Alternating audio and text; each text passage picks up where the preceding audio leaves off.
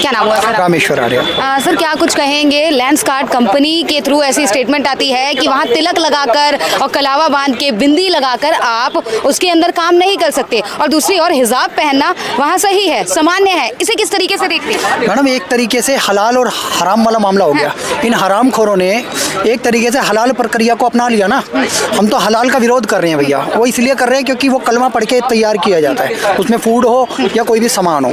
और मैं आपके चैनल के जागृति के माध्यम से कह देना चाहता हूँ, जनता जागृति के लिए लेंसकार्ट का बॉयकॉट चल रहा है। उसका रीज़न यही है कि आपको तिलक से प्रॉब्लम है, और हम गर्व से कहते हैं हम हिंदू हैं, और जो तिलक की बात करेगा, जो हिंदुत्व की बात करेगा, वही देश पे राज करेगा। अच्छा, इसे लेके भी लगातार चीजें आती है सामने कि हिंदू दब जाता है, हिंदू वहाँ काम कर रहे हैं पर टीका और इसका परहेज वो भी कर रहे हैं। हिंदू ठोक रहा है बहुत बुरी तरीके से, और अब वहाँ पे जाके बजरंग दल के कार्यकर्ता, हिंदुत्ववादी कार्यकर्ता जाके टीका लगा रहे हैं, और वहाँ पे लड़कियों को भी कहा जा रहा है कि आप हिंदू परिवेश में, हिंदू वेशभूषा में आए। और जो गर्वित हिंदू है अब लेंसकार्ट वाले, वो वहाँ पे विरोध प्रदर्शन कर रहे हैं और जा रहे हैं। और मैंने सुना है कि विरोध के बाद पॉलिसी में थोड़ा बदलाव भी उन्होंने करने की कोशिश करी है। तो लेंसकार्ट वालों से सीख लेना चाहिए कि विरोध होएगा। बंसल जी, ये जिहाद का पाठ यहाँ मत पढ़ाओ, ये पाकिस्तान की फंडिंग पे नहीं चल रहा है तुम्हारा। भारत के हिंदुओं के टैक्स के और भारत के लोगों के टैक्स के पैसों पे अगर आप चला रहे हो तो भारतीय मान्यताओं को सम्मान दो, क्योंकि आप भी हिंदू ही हो। हिंदू होने पे गर्व करो, कटवापंथी मत करो, ये कटमुल्लापंथी नहीं चलेगी। लेंसकार्ट ठीक है,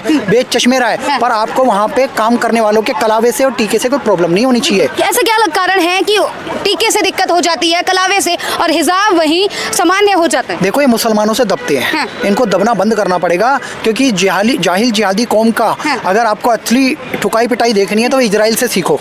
इजराइल 90 लाख का देश है, वो आज 57 मुल्कों से लड़ रहा है, उससे लड़ नहीं रहा है। वो तो अपना वो तो न्यायप्रिय देश है, उसके यहाँ तो मुसलमान रहते हैं, 20% आबादी इजराइल में मुसलमान रहती है, ईसाई भी रहते हैं, और अलग-सा मस्जिद वहाँ पे है। यहाँ तक कहते हैं कि जहाँ पे ईसा मसीह का जन्म हुआ था वो स्थान भी जेरूसलम ही है, ठीक है। और वहाँ पे पवित्र दीवार भी है इजराइल की। ये 3 मुख्य जिस स्थान पे है, मतलब ये धार्मिक स्थल, वो इजराइल चला रहा है, बेंजामिन नेतन्याहू चला रहे हैं। और अभी ईरान से जब युद्ध हुआ, पहले वार्निंग दी गई थी कि अबे तुम परमाणु बम मत बनाओ, खामनेई को, जो उनका मुखिया धार्मिक गुरु था। लेकिन जब उसने बात नहीं मानी तो उसको गुफा के अंदर घुसेड़ के मिसाइल से पूरे खानदान समेत उड़ा दिया। ये उसकी पावर है। तो मैं इनको बता देना चाहता हूँ मित्तल साहब को, इसके उदाहरण के माध्यम से, ये बंसल साहब को, कि बंसल जी ये देखिए कि एक व्यक्ति क्या क्या नहीं कर सकता। उस बंदे ने मार भी दिया और वो गर्व से खड़ा भी हुआ है, और उसका कोई पूछ भी नहीं पाड़ पाया। ना अमेरिका का कुछ बिगड़ा, उसकी लीडरशिप, ना उसका कोई लीडर, ना उसका कोई सेनाध्यक्ष, लेकिन ईरान की पूरी लीडरशिप खत्म हो गई। भारत में भी ऐसा ही होगा, बुरखे से मत डरो, लेकिन हिंदूवादियों का सम्मान करो। क्या कहेंगे सर, इनकी बातों का समर्थन करते हैं? बिल्कुल बिल्कुल भर के देखो, बात तो वो बिल्कुल वही कह रहे हैं जो मतलब भाई दिख रही है सामने। आप बताओ, इतनी बड़ी मल्टीनेशनल कंपनी बंसल की है, वो प्रॉफिट देख रहे हैं।